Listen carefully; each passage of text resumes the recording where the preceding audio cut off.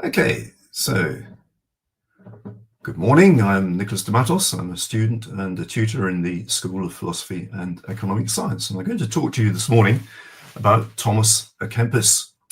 And here he is. So Thomas was born a German-Dutch Catholic in around 1380 in Kempen in the Rhineland near modern Düsseldorf. His actual surname was Hemmerken in Dutch, or Hammerlein in German, meaning little hammer, reflecting the family's trade as blacksmiths. So his blacksmith's father was Johann, and his mother, Gertrude, was a schoolmistress. In 1392, when he was 12, he followed his elder brother, also called Johann, west to Deventer in the Netherlands to attend the well-known Latin school there. It's perhaps testament to his father's broad-mindedness that he didn't expect his sons to follow him in his trade. So during this time, from 1392 to 1399, Thomas and his brother encountered the Brethren of the Common Life, followers of Gert Groote's modern devotion. Groote's own life is very interesting.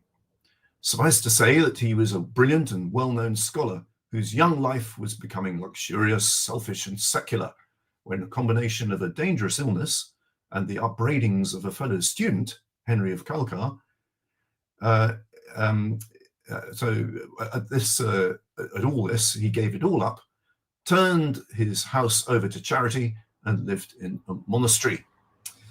This rather arresting image is actually an extraordinary computer makeup, which they can do nowadays from a skull. So he'd obviously found his skull and had produced this image. He was ordained as a deacon and became a missionary preacher in the Diocese of Utrecht, becoming so popular that Thomas à Kempis later said that the churches could not contain the crowds who came to hear him. And if his words were anything like as arresting and attractive as this image, then it's hardly surprising, isn't it? He didn't mince his words. When he censured the laity for their sins, he included the heresy, simony, which is the selling of priestly privileges, avarice and impurity of the clergy of the day. This made him very unpopular with the clergy, but drew to his causes Thomas à Kempis and his brother. Before Groote died of plague in 1384, when Thomas was 4 years old, he had managed to found a number of religious orders, one called the Canons Regular of St. Augustine, another a society called the Brethren of the Common Life at Zwolle and Windesheim, where a monastery was founded called the Windesheim Congregation. He founded various associated schools and a movement known as the Modern Devotion, whose, quotes, pivotal point was the search for inner peace, which results from the denial of one's own self and is to be achieved by ardor and silence. Contemplation of Christ's passion, redemption, one's own death, the final judgment, heaven and hell were all essential components. After leaving school at 19, Thomas went to Zwolle, not far from Deventer, to visit his brother Johann, who had already become prior of the monastery of Mount St. Agnes, founded by the Canons Regular of the Windesheim congregation, founded, yes, by Groote, to restore the monastic way of life. Interestingly, the lax and indulgent way of life in some monasteries was already causing unease amongst right-thinking people. Erasmus, writing some 60 years later, pointed to the suspected appropriation of wealth from donations in the presence of relics. And high living in terms of food and beer was a familiar feature of monastic life before the dissolution of the monasteries in England between 1536 and 1541. By the time this happened in England, the spread of Lutheranism, the teaching of Martin Luther, across the continent had already occurred, which was a further kickback against the indulgences of religious life. Thomas himself entered Mount St. Agnes in 1406 at the age of 26. However, he was not ordained priest until 10 years later, although he received holy orders, one step down from a priest, in 1413. In that time, he became a prolific copyist, producing beautiful manuscripts of biblical passages. This is something like, it's not his, but it's something like what he might have produced. And he was a writer. Some of his writing comprised 4 booklets of instruction written between 1418 and 1427, anticipating his appointment as sub-prior of the monastery, responsible for the instruction of novices in 1429. These booklets were later collated into one book and named after the title of the first chapter of the first booklet, Of the Imitation of Christ. Of this, Thomas More later said that it was a book which everyone ought to own. Indeed, between 1500 and 1700, 13 translations and 3 what's called paraphrases were published in English.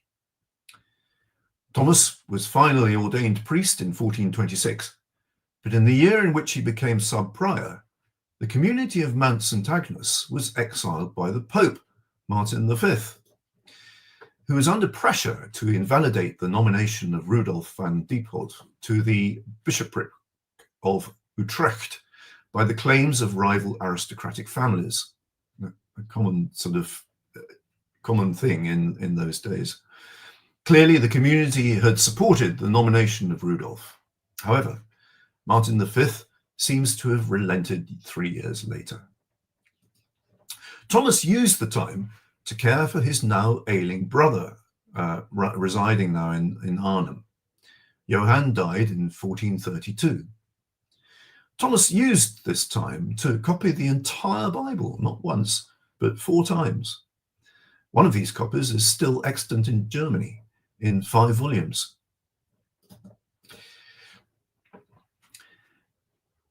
So Thomas à Kempis died in Zwolle in 1471, aged about 90.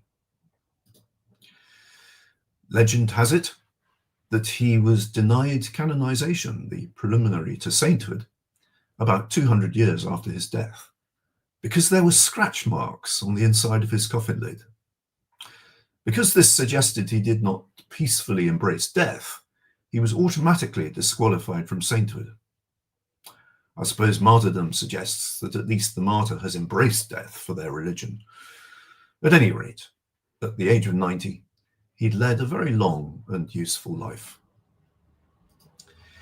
That he was considered for sainthood is the result of this little book, bound like a prayer book and full of wisdom. Thus, we come to the quote from it. Sit transit gloria mundi. You can see that in the chat at the top. As well known in Latin as its translation, thus passes the glory of the world. To put it into context, he's not saying that we shouldn't enjoy the glory of the world, but that we should recognize its ephemeral nature. A humble knowledge of yourself is a surer way to God, he says, than a deep search after learning. Not that he discounts learning, but that it should not be the be-all and end-all of one's life.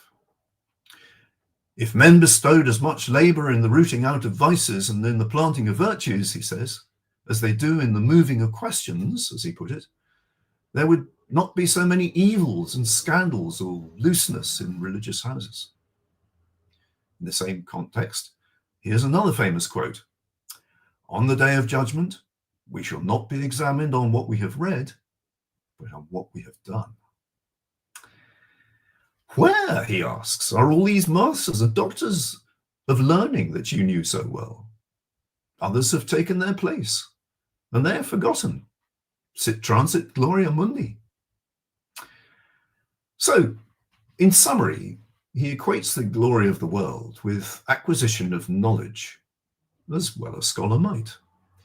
But he's clearly seen the fruitlessness of this. So how might this relate to us now? I don't think he means that we shouldn't keep abreast of news and events, or that we shouldn't keep our minds alert and active. His own life bore this out. I remember before, when I was teaching before I retired, the head of history had a display board, and right by the title on this display board was a cartoon, and it showed two old a German couple sitting either side of the fire, dozing. You know how in cartoons, somebody sleeping is designated by a sort of stream of Zs flowing out from them. So there was this old couple sitting either side of the fire, and their streams of Zs are going upwards towards the center at the top of the cartoon, and where they meet, they're forming a swastika. So obviously the message is, if you're asleep, then things politically might creep up on you when you least expect it. So really, that's why I read the paper, to keep abreast of things, keep an eye on things. I also like to do the general knowledge quiz on the back of the Times too, partly for fun, but also to keep the old grey cells working. I can actually feel that when I'm sort of searching in the back of my mind for a name, I can feel the exercise going on in there. So let's read the paper and enjoy charity or pub quiz nights. But let's also remember that knowledge of oneself is more important than any worldly knowledge. Knowledge of oneself implying the ability, as Thomas à Kempis put it, to root out vices and plant virtues. So thanks for watching. If you've enjoyed this, then please like it and share it, and watch this space for another Philosophy Live next week. Bye-bye. So I'll just have a look at the chat. There's new arrivals. Thanks, Paul. Yeah, see you anon.